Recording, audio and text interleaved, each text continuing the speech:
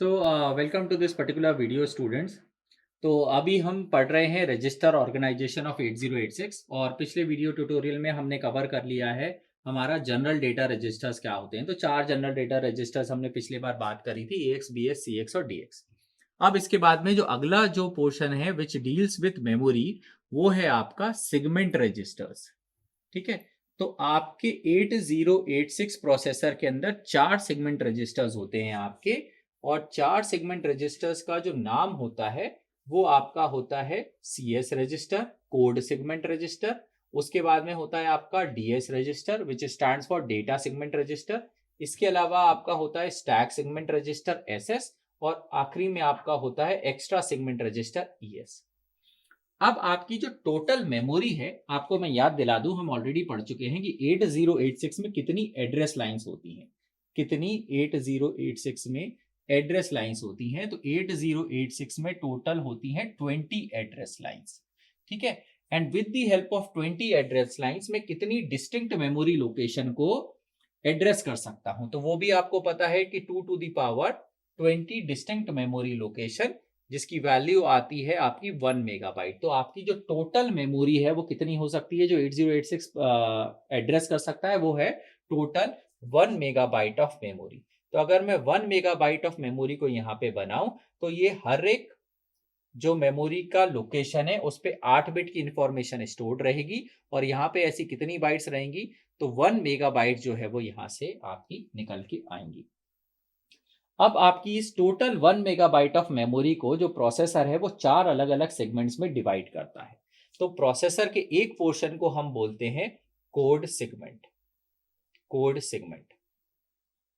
तो code segment memory के अंदर हम क्या रखेंगे? ये वो वाली मेमोरी होगी जहां पे हमारा प्रोग्राम रहेगा कि मुझे क्या एग्जीक्यूट करना है।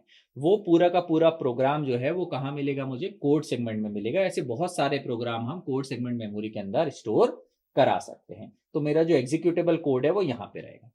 इसके अलावा मैं बात करता हूं मेरे डेटा की, कि मैं डेटा कहाँ पे रखूंगा। तो डेटा रखने के लिए एक और सेगमेंट है जिसका नाम है डेटा सेगमेंट। इसी तरीके से मेरे पास में एक और सेगमेंट है जो कि बेसिकली डेटा सेगमेंट जैसा ही होता है, और वो होता है आपका एक्स्ट्रा सेगमेंट।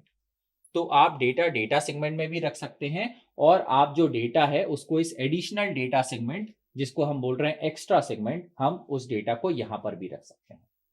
और इसके अलावा एक और मेमोरी होती है हमारे पास में, जिसे हम बोलते हैं स्टैक मेमोरी। और स्टैक मेमोरी जिस सेगमेंट में होती है उस सेगमेंट को हम बोलते हैं स्टैक सेगमेंट।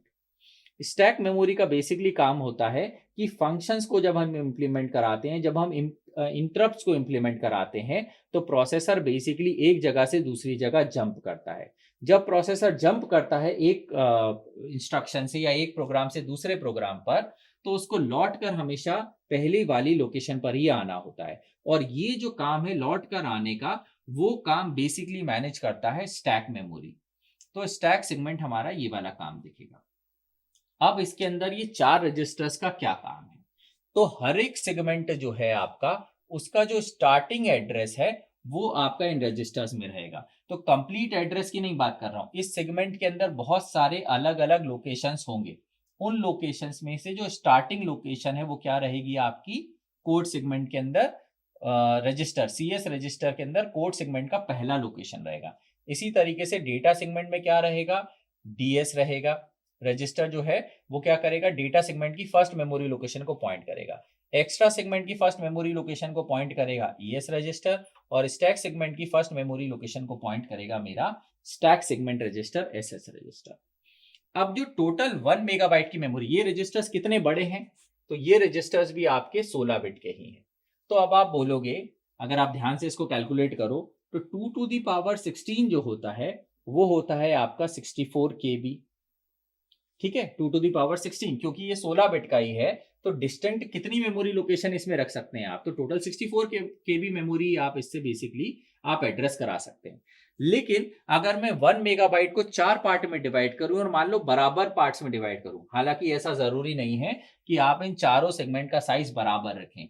तो भी हर एक सेगमेंट को अगर बराबर मान लेता हूं तो 256 किलोबाइट, 256 किलोबाइट, 256 किलोबाइट, 256 किलोबाइट। तो टोटल जो है वो 4 सेगमेंट में हर एक सेगमेंट अगर बराबर डिवाइड करता हूं तो 256 किलोबाइट का है, जबकि ये जो है वो 64 केबी मेमोरी ही एड्रेस कर सकता है।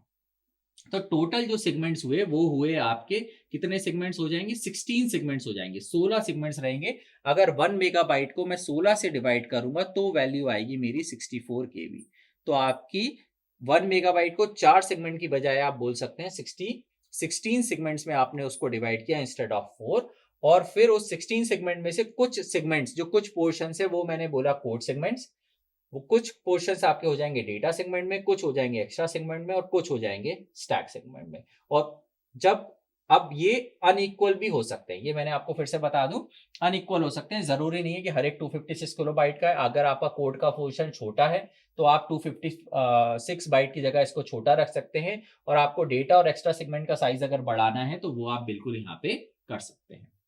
अब क्योंकि आपका जो CS रजिस्टर है वो टोटल मेमोरी ब्लॉक को तो एड्रेस नहीं कर पाएगा, तो उसके लिए हम काम में लेते हैं ऑफसेट रजिस्टर को। तो हम ऑफसेट रजिस्टर, जो हम आगे पढ़ेंगे इंडेक्स एंड पॉइंटर रजिस्टर्स, उसकी हेल्प से हम ऑफसेट एड्रेस को प्रोड्यूस करेंगे। और ऑफसेट जो एड्रेस है उसके साथ में ये जो सेगमेंट एड्रेस है उससे कुछ ऑपरेशन परफॉर्म होता है, और फिर जाके कहीं आप एक पूरा का पूरा 20 बिट का एड्रेस बना पाएंगे। क्योंकि यहाँ पर जो है वो तो सिर्फ 16 बिट का ही एड्रेस है, जबकि टोटल जो एड्रेस है वो कितना है, 20 बिट का एड्रेस है। तो उसको बनाने के लिए हम इंडेक्स एंड पॉइंटर रजिस्टर्स का यूज करेंगे, जो हम अगले वाले वीडियो ट्यूटोरियल में डिस्कस करेंगे। तो इसको करते हैं हम यहाँ पे क्लोज। हालांकि हो सकता है कि ये थोड़ा सा भी आपको कंफ्यूजन लगे, लेकिन अगले 2 वीडियो ट्यूटोरियल्स में जब हम पॉइंटर्स एंड इंडेक्स रजिस्टर्स पढ़ लेंगे, जब हम ये पता कर लेंगे कि एक्चुअल एड्रेस कैसे कैलकुलेट होता है, तब हमको ये और क्लैरिटी आ जाएगी। तो फिलहाल इसमें हम इसको यहीं रेस्ट्रिक्ट करते हैं और इसको यहीं पे क्लोज करते हैं, और आगे अगले वीडियो ट्यूटोरियल्स में डिटेल में हम इसको डिस्कस करेंगे। So thank you so much.